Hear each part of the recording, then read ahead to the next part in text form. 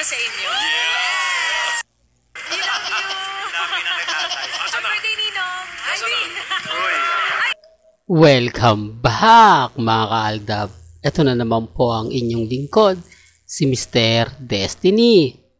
At magbibigay po tayo ng pinakamainit na update po ngayon sa social media mga kaaldab. Sa mga nagtatanong po kung ano nga po ba yan. Ito po yung birthday ni Tito Sen na kung saan binati nga po ni Maine Mendoza ng happy birthday Ninong. Dito medyo nakakadismaya, hindi po ba, na alam naman po ni Tito Sen na kasal na nga po sila Mengay at Tisoy, pero bakit nagbubulag-bulagan pa raw siya?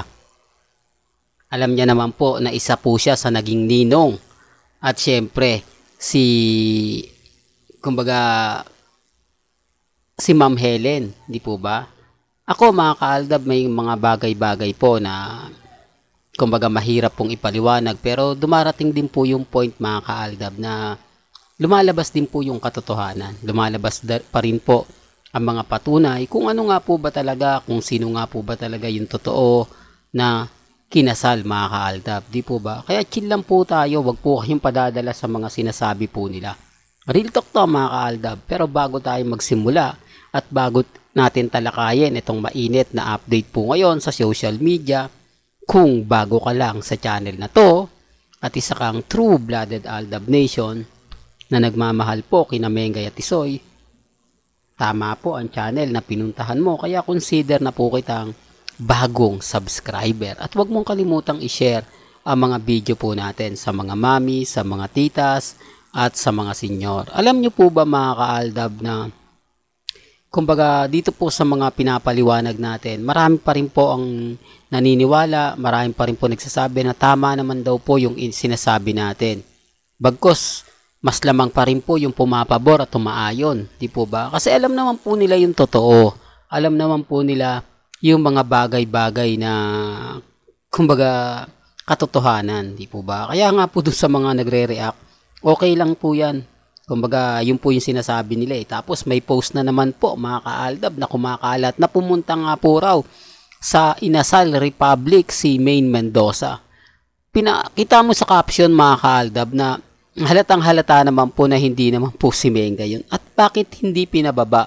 Bakit yung wala yung halik na nakikita po natin kay Alden at kay Mengay, na kapag dumudungaw po sa van, agad-agad nahahalikan ni Alden, hindi po ba? At bakit photos lang? Ba't hindi pa ginawang video para mas klaro? Hindi po ba? Ito yung sinasabi ko na bakit kailangan nila mag-edit, bakit kailangan nila pong gawin yung mga bagay-bagay po na wala naman pong katotohanan, hindi po ba? Magpo-post sila ng picture na sinasabing nasa Inasal Republic si Mengay, tapos nasa loob lang ng van, naka-face mask pa, balot na balot pa yung, hindi mo masasabi mga kaaldab na ano kaya yung mga nakikita nila o ayaw ng bumaba may mga bagay-bagay po na mahirap nga pong ipaliwanag, lalo na po ngayon, di po ba? Tapos wala pa si Mengay sa 8 Bulaga. Wala rin pong update si Mengay kung pupunta nga po ba siya dyan o hindi. Patunay lang po yan mga kaaldab na may mga bagay-bagay po na mahirap ipaliwanag, mahirap magsalita, lalo na nga po kapag ang pinag-uusapan natin si Mengay at si Congressman Spotted. Di po ba? Magiging bitter na naman ako. Yan si Mengay, bitter yan.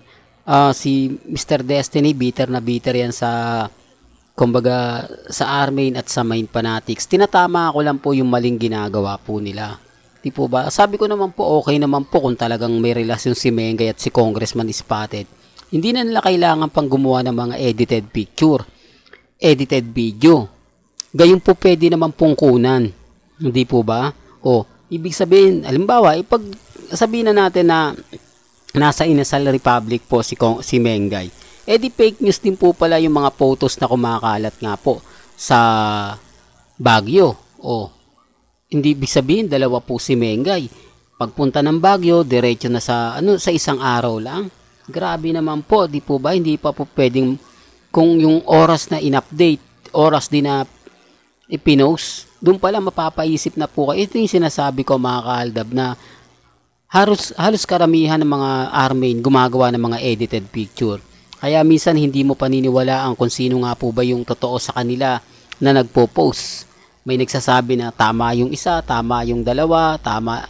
Di po ba, hindi po katulad ng Aldab Nation, nagaling po mismo sa post ni Alden, sa post ni Mengay, mga behind the scene na kung saan kitang-kita po naman ninyo yung mga nagaganap at nangyayari. Ang problema lang mga ka-Aldab, ang daming bitter eh. Ang daming nagsasabi ng ganito, ang daming nagsasabi ng ganyan. Basta tayo chill lang, yun lang naman po yung importante. Kung ayaw po nilang maniwala, okay lang mga ka-Aldab. Kung ayaw nila ng mga update na ganito, normal lang po yan. Di po ba? Basta ang importante lang po mga ka-Aldab, kung ano yung trending, kung ano yung latest, dun lang po tayo. Huwag po tayong maniniwala sa mga sinasabi po nila, pinapaliwanag po nila. Po ba? Yun lang naman po yung importante. Maging updated ka.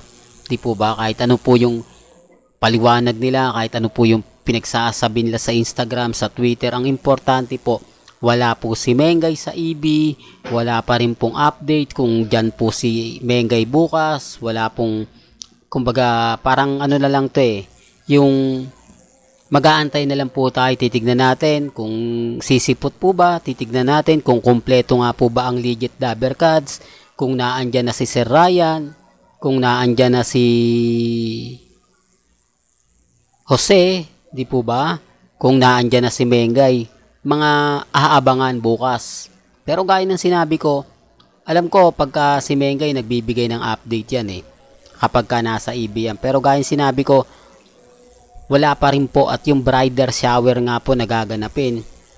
Hindi natin alam kung sino po yun dahil wala naman pong reaksyon eh. Masaya lang talaga yung Armain at Main Fanatics. Sila po kasi talaga yung nagpuprovoke. Pero kapag dumating po mga ka-Aldab yung point na kumbaga wala si Mengay, tapos hindi si Mengay, magaling po sila yung magtago.